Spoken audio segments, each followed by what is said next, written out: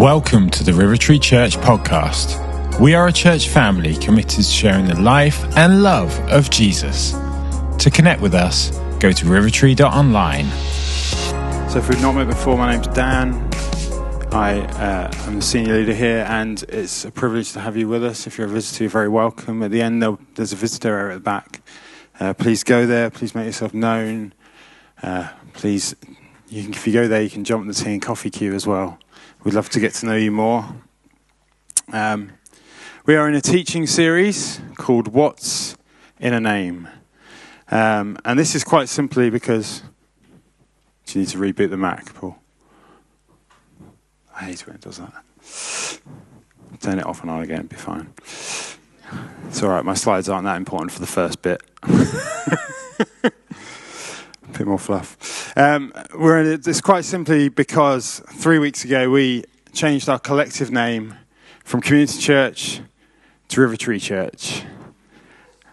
And, I said it before, I'll say it again, I'll keep saying it. It's more than just a branding exercise. It's more than just wanting some nice new graphics. We believe it's a prophetic declaration of who we have been, who we are now, and who we're called to be. And this is why we, at the beginning of the last few meetings, have shown that video, the who are we video. And don't worry, we're not going to play that every week now. We're going to go back to a normal countdown next week, but we wanted to really hammer it in. This is who we are. This isn't just about us coming up with something new and exciting for January 26th, and then next year we'll do something else. Don't worry, Richard, we won't. Well, we will, but it won't be that. But this is who we are. And we've looked at the importance of a name. Alison did that. Last week I talked about the river, and this morning I'm going to conclude this series looking at the tree. And so the first thing I'm going to do is ask you what something is on the screen. Oh, there we go. First slide. Right, there we go. Right, can anyone tell me what this is? Well done, it's not a trick question. That is a Christmas tree. Next question, can anyone tell me where this is? Or where it was? It's not there now. It's February. Anyone know? No? That is Madrid. That is a Christmas tree in Madrid. Next question, can anyone tell me what this is? It's a Christmas tree. Well done. Well done. You get I'll give you a clue. The answer is Christmas tree. All right, anyone know where that one is? New York. Well done. My son knew that because he's seen Home Alone 2, which is a Christmas movie. Just saying. Anyone tell me what this is? Can anyone tell me where that is? Are Tim and Beck in the room or not? It's in Sydney. I put that in for Tim and Beck and they're not here. Oh, you can tell it's Sydney because there's sunshine and blue skies. And can anyone tell me what this is? That is also a Christmas tree. It's still quite quiet on that. It's like some of you are still not quite sure. And anyone tell me where that one is? That is London. That is Trafalgar Square. Now, London's Christmas tree gets some criticism over the years. Here are a few things I found online, a few critiques online about this Christmas tree. The first one is, it looks like a depressing cactus. The second one, I've got a weed in my back garden that looks bigger than that. The next one, who can resist a bargain from Lidl? Not me. That new Lidl on the ring road has made a lot of money out of me over the last couple of weeks. It's on my way in. And the final one I liked, the Grinch stole the rest of the decorations and only left the crumbs. Now, some people even said that this Christmas tree was an example of Christmas being cancelled by people in particular parts of our society. That's how much some people dislike that Christmas tree. Now, here's the thing you need to know about that Christmas tree. London isn't out of touch. Well, maybe it is, but not out of touch when it comes to this. It's not behind the times. It's not being cheap. It's not being anti-Christmas. London's tree has a story behind it. In 1940, during World War II, the Norwegian king fled Norway as it was being invaded. And he sought refuge in Britain. And they actually set up a government in exile in London. And all the way through the war, the Norwegians would hear broadcasts over the radio in the Norwegian language from London. They were broadcast from London by the king. And they would hear these messages and they would inspire them and they would keep their hope of freedom alive. And they would look at London and look at the United Kingdom as representing the spirit of freedom, representing freedom from their oppressors. And so when the war ended, 2 years after the war ended in 1947, the Norwegians wanted to say thank you. And so they sent a 25-metre Norwegian spruce tree as a gift. And they've done it every year since. And every year, the mayor of the city of Westminster, not the mayor of London, the mayor of the city of Westminster, that's important because that's how some people criticise things. The mayor of the city of Westminster goes to Norway and stands in the middle of the forest there, and they have a ceremony where they cut the tree down, they load it onto the back of an electric truck apparently this year, and they bring it down, and then they have another ceremony when they put it up in the middle of Trafalgar Square. And the tree is decorated, as it is, in the traditional Norwegian way. I saw one of the ministers in Norway was talking about all these various tweets that had been put up to criticise it, and he said, it is decorated in a Scandinavian way. We like to keep things sparse, and we like to keep it frugal, I think it was his words. We don't want loads of stuff on it. We want the tree to shine. And even has a plaque at the bottom which says, the tree is given by the city of Oslo as a token of Norwegian gratitude to the people of London for their assistance during the 1940 to 1945. London's tree is not out of touch. It is actually, quote, a magnificent gift. And when you come to London, when you come and see that tree, you are not just coming to get some nice Christmas feels. You're embracing a story. A story of the pain of the past, the friendship and community of the present, and the hope of freedom in the future. And that's obviously before we get onto the whole Christmas story. You and I are invited into a story for which I shared last week that the river is integral to, but also, as we're going to be looking at this morning, the tree is central to. Now, we read 3 passages last week. We're not going to read the full passages this week, but I'm going to ask Isla to come and read a short section from each. The beginning, Genesis 2:8-9. The Lord God planted a garden in Eden in the east. There he put a man in whom he had formed.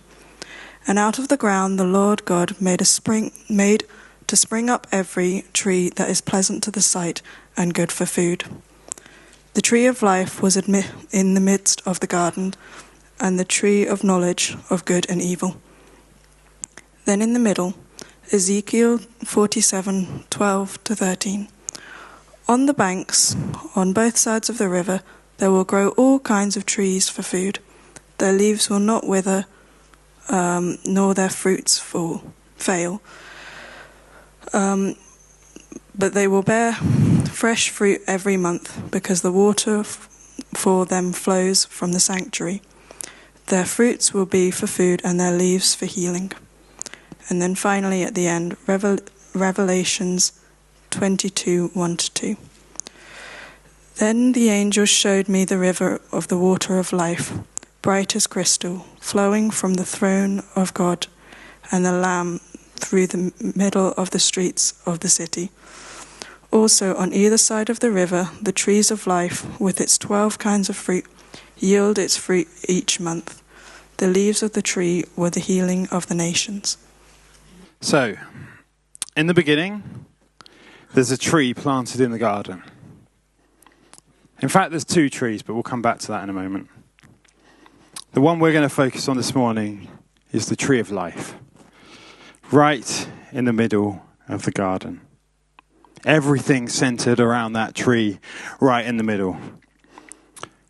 And that same tree is found at the end right in the middle of the New Jerusalem, of the Garden City.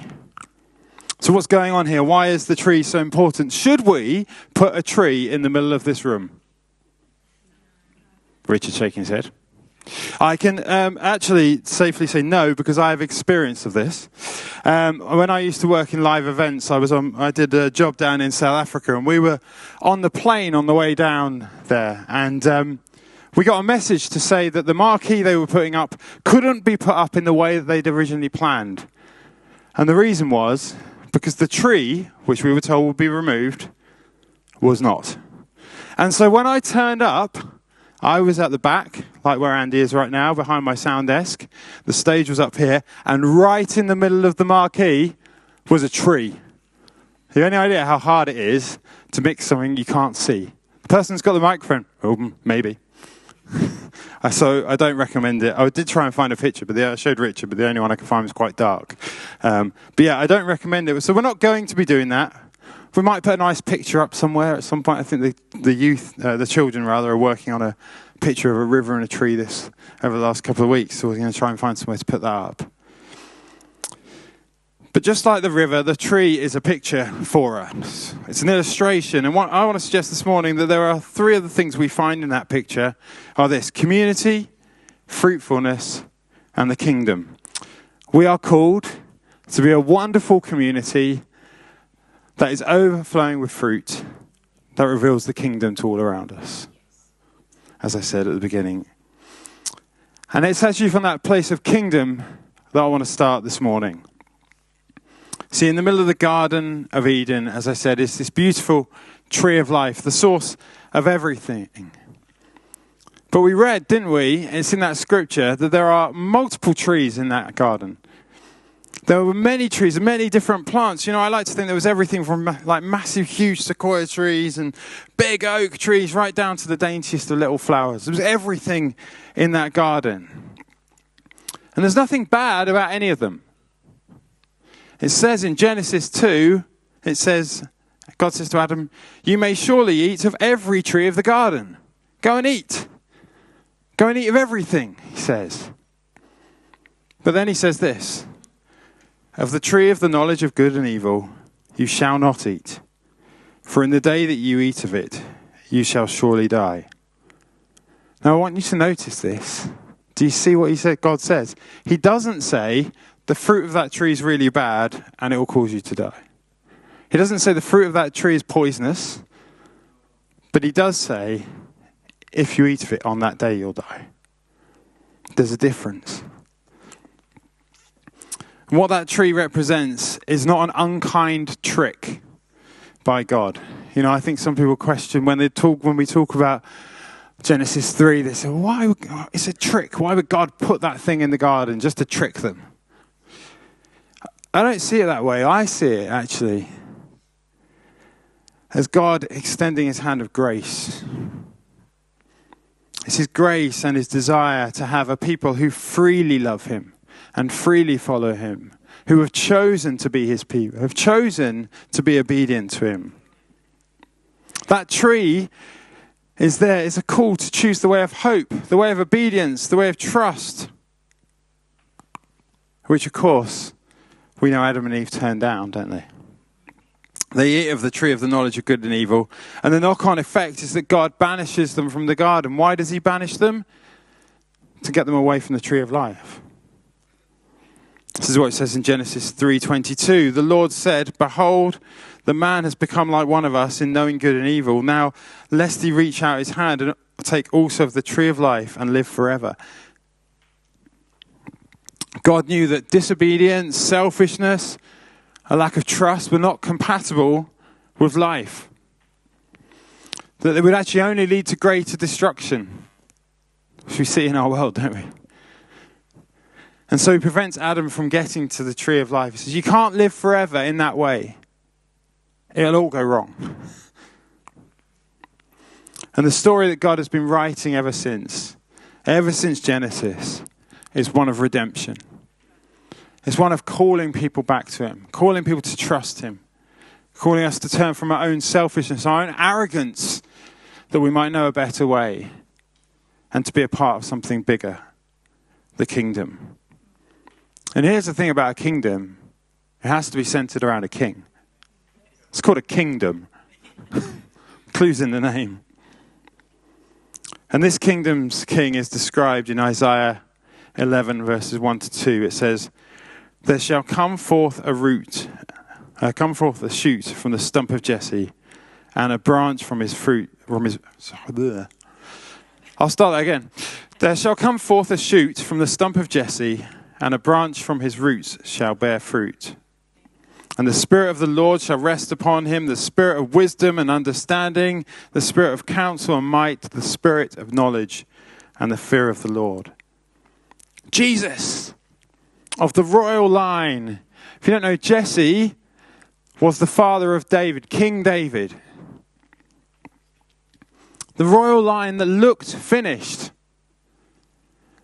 When we get to Isaiah, when we get to then into Matthew, and the royal line looks done. It looks finished. The kingdom looks gone. But Jesus comes. Jesus, who finds himself nailed to the tree, finds himself on the cross. His life gets cut down, but he rises again in glory and in splendor, and he is risen today and seated at the right hand of the Father. See, the root of the tree is his love. His unconditional, all merciful, full of grace, perfect love. His walking amongst men, healing the sick, setting the captives free kind of love. And we are drawn into it. We are, in a sense, grafted into that tree because of his sacrifice, because of what he did. We're pulled into his kingdom. We're called into a greater purpose because of what he's done for us. Our selfishness or our arrogance, when we thought we knew better, when we give it all to him and say, "God, you know, I don't know better. It turns out I don't know better. It turns out you do." Then we're grafted into the kingdom. And this is how we're formed together as the people of God.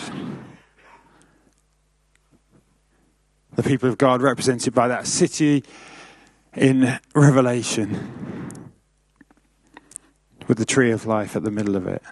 This is where we find our place, our community. Now, there are many communities in this world. Every day I leave here and I drive up Gledholt Bank, I turn right, I go down Greenhead Road, and I drive past Greenhead College. That's a community of just under 3,000 students. There's a community that gather in the stadium over there somewhere. They gather to cheer on the football team or to cheer on the rugby team, just before the Glade Hills get me. There's other communities that go on. There might be clubs. There might be times of people meeting up for various things. And all the communities bear some form of fruit. Maybe not enough in the case of the sports teams, but they all bear fruit. But the community we are called to be a part of is rooted in something greater, isn't it? The fruit we are called to bear carries something of the eternal.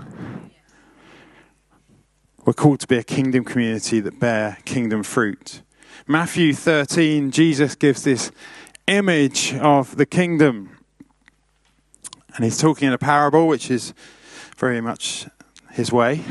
And he says this: "The kingdom of heaven is like a grain of mustard seed that a man took and sowed in his field. It is the smallest of all seeds, but when it is grown, it is larger than all the garden plants and becomes a tree, so that the birds of the air come and make nests in its branches." A kingdom community. Not based on our own ideas, not based on our own understandings, but rooted on the values of the kingdom. rooted in Jesus, rooted in the love of Christ, where all come, where the weak are made strong, where the hopeless find hope, where young and old are welcomed in, and not just welcomed in, but they're integrated, where the poor and the marginalised come in and are accepted, where the foreigner finds a home, where everyone is thriving. And you know, when people look at us, they should see the kingdom. They shouldn't just see a nice club, a nice group of people. They should see the kingdom. They should see the kingdom in the way we act, in the way we talk. They should see the kingdom in the way we love each other and support each other. That's what they should see when they look at us. Now, as I was thinking about this and praying about this, I felt drawn to just talk about the word family. And quite often we refer to ourselves as a church family, don't we? I do. If you listen to the podcast, at the beginning of the podcast, I say something like, we are a church family committed to sharing the life and love of Jesus. And I understand why we use family, because kingdom community is about being more than a crowd. We're not just interested in a crowd, we're interested in building relationships. It looks like a space where all belong, where all have a home. And so we use the language of family to describe a relationship that is found in family, that is a depth of relationship that's found in family. But I think there is a danger here. Ruth and I, when we got married, we came from two different families, you'd be glad to know. And we spent the first few years of our marriage navigating some of those differences. You suddenly become very aware when you get married, don't you, of the differences in the way you do things as families. Some things you didn't even realize were a thing. So here's an example. So Ruth's parents, they would ring her after a crisis. Hi, Ruth. Just to let you know, your grandmother's been in hospital for the last week, but she's fine. She's home now. That's the kind of call Ruth would get. I would get the complete opposite of the spectrum. Every day. I would get a call along these lines. Just ringing to let you know that I'm having a really busy day and I'm off to Sainsbury's. I'd really appreciate it if you could pray for a parking space.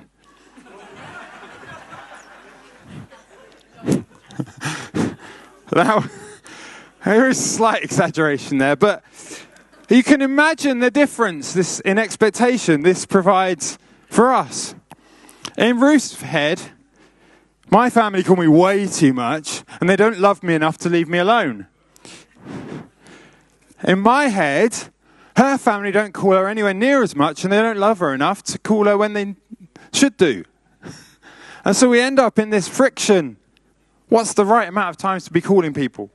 When do we tell people about what's going on? How do we navigate this together? And as our family, me, Ruth, our kids, we have to navigate. What do we want it to look like? How do we work this out? See, when we think of church as just a family, we can end up putting our earthly expectations of what a family should be onto it. This is what my family does. Or maybe you've come from another church. This is what my old church did.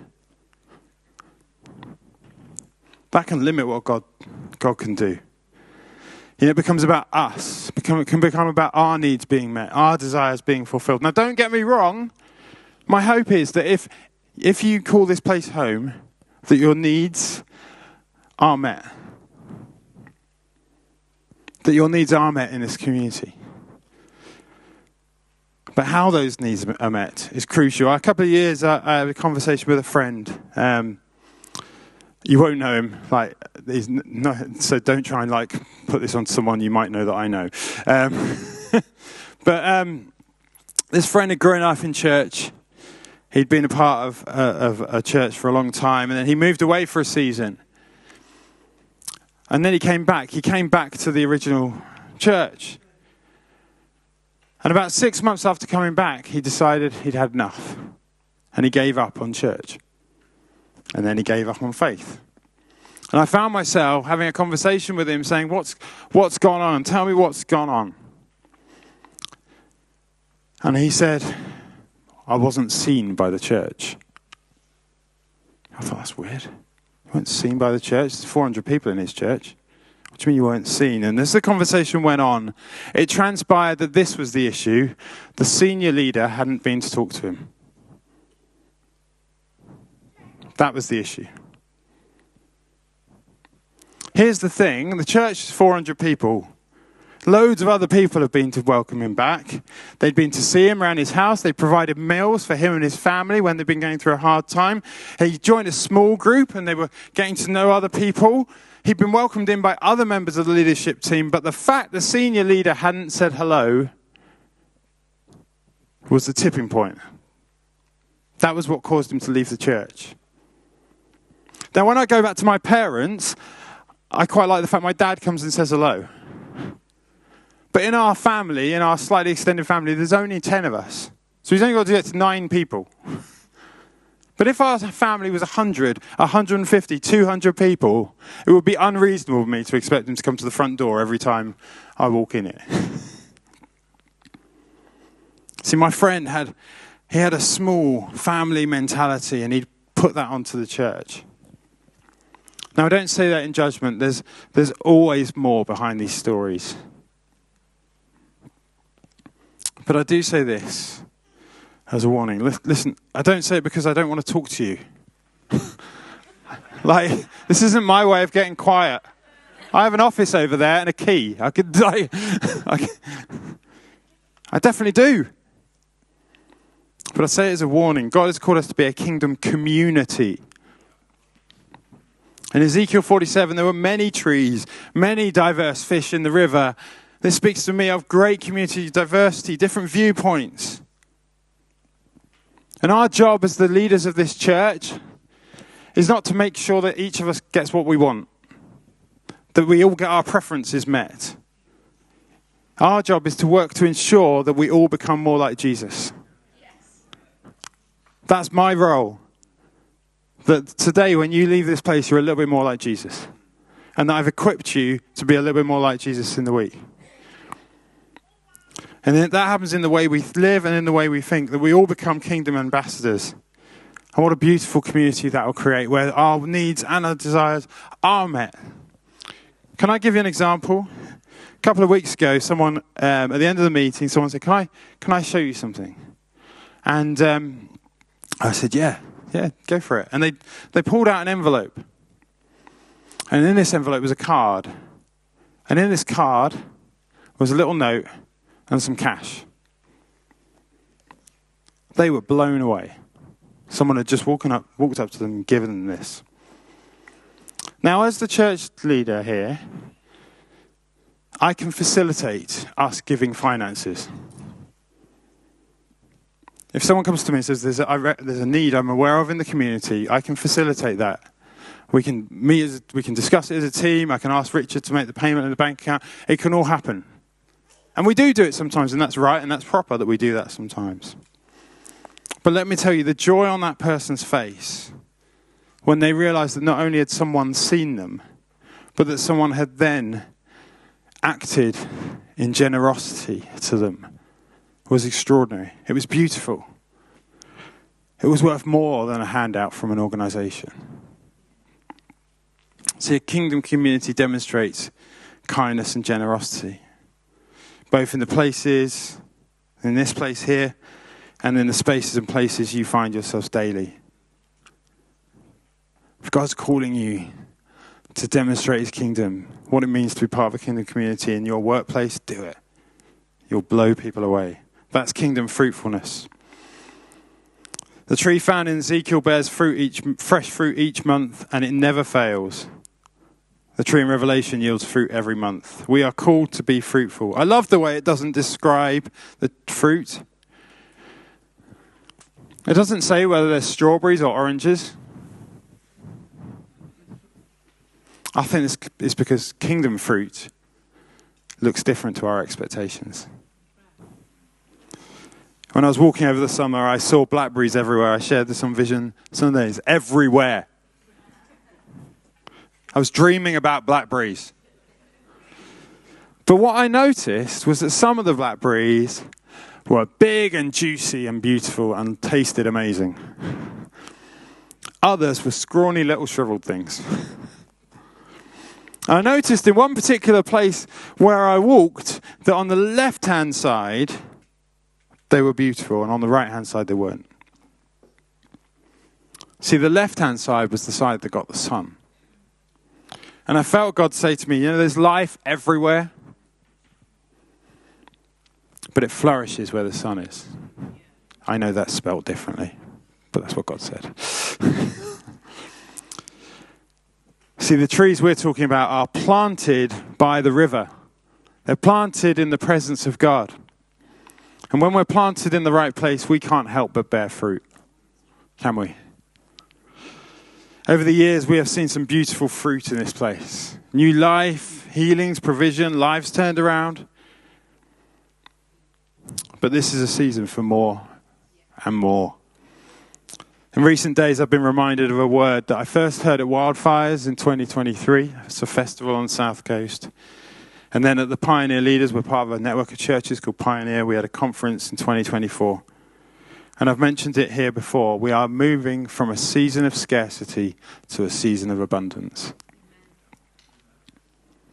So what does an abundance of fruit look like? What might it look like in this place for an abundance of fruit? Here's some examples. It looks like a people overflowing with the fruit of the Spirit. Love, joy, peace, patience, kindness, goodness, gentleness, faithfulness, self-control. Yes, it was worse last year. It looks like a house of miracles. Revelation 22 tells us the leaves are there for the healing of the nations. It looks like increased influence, both as a church community and as individuals in our workplaces, our schools. It looks like being a people of peace. That when people come into contact with you, or when they walk into this building, they find their souls at rest. It looks like mercy, where people find no judgment, but can walk through their challenges with us.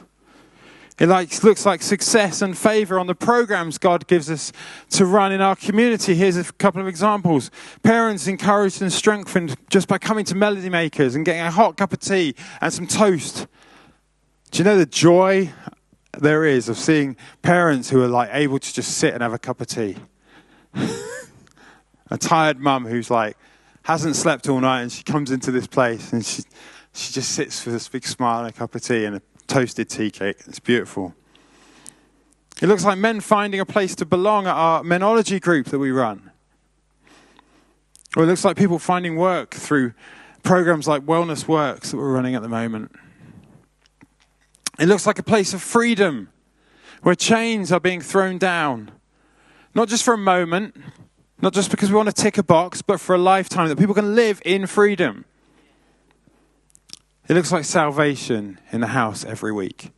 It looks like that baptistry being open every week and us having logistical problems, trying to work out how we get people through baptism and discipling them. So what do you do when you're entering a season of abundance? You prepare, don't you? When it comes to harvest time, a farmer is constantly in the fields. They're watching, they're waiting. They're checking, is the harvest ready? Now the harvest can only be done when the moisture level that's in the crop is below a certain amount. You can tell I've been watching Clarkson's farm. They have this little thing and they take some of the grain and they put it into this device and they screw it up and then they check it. And if the moisture level in that grain is below a certain amount, they can harvest it. If it's above that amount, don't harvest it, you ruin it. And so they're checking this, but all along that time, while they're checking the moisture level, they're also getting the barns ready. Are they empty? Is this space ready? They're getting the tractors filled with fuel, because that would be embarrassing, wouldn't it? They book the combine harvester driver. They book the trucks to come and take the grain away, to take it to the place down the road. They let the people they're supplying grain to know we're expecting grain this week. so that when that moisture reader shows the correct amount, they can go. They're ready. Because if they're not ready, there's a chance that the whole thing is wasted. Jesus said this to his disciples in Matthew 9, "The harvest is plentiful, but the labourers are few." So I want to ask each of us these questions. Where are we seeing fruit starting to ripen?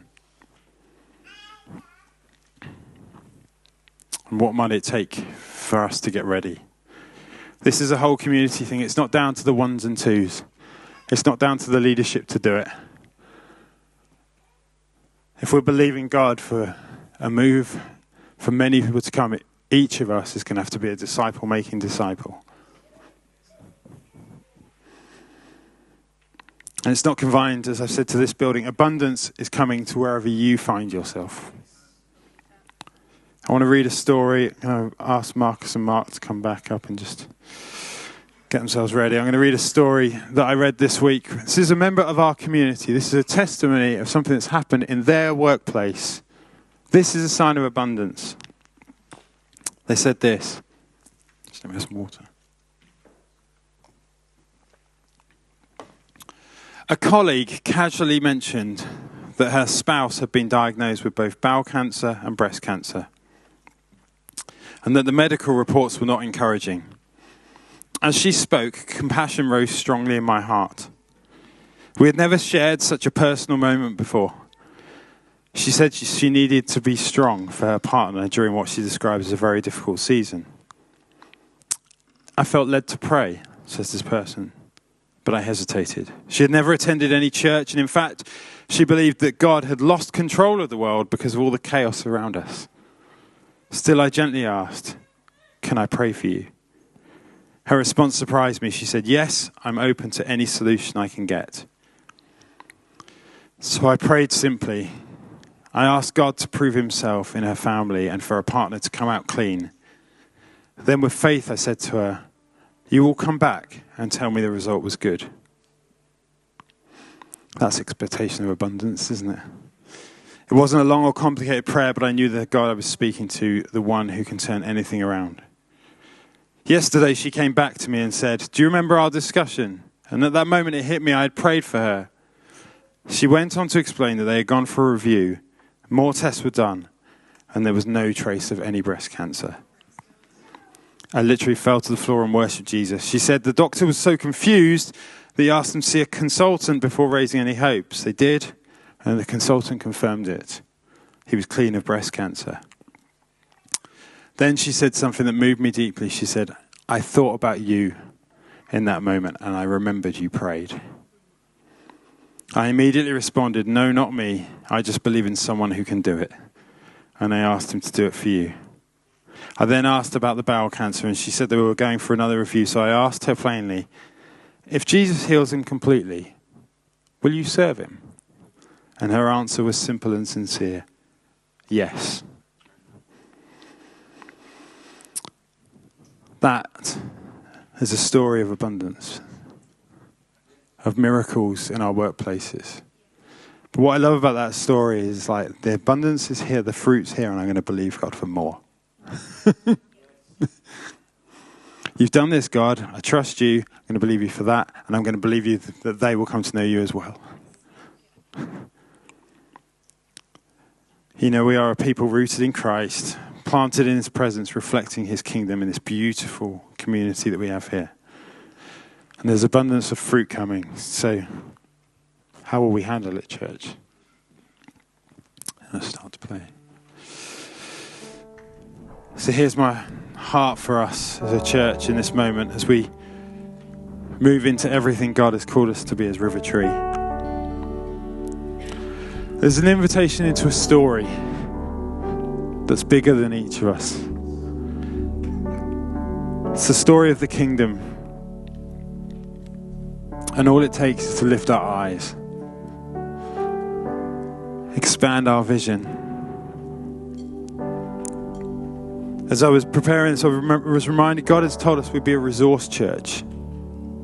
That means we'll have more than we need to to give away. Marcus mentioned it on Vision Sunday in regards to worship. I believe there was other places. But we're not going to chase that. We're not going to chase after becoming a certain type of church. We're going to chase after Jesus. We're going to be obedient and step into what he calls us to. We're going to keep the kingdom at the centre. I long for it to be said of us that where the life is, there you'll find us. RiverTree Church, sharing the life and love of Jesus. Can I invite you to stand? We're going to conclude our time by lifting our eyes heavenward again, singing about the King, singing about his kingdom that is here now but is to come. Jesus, we love you. Amen.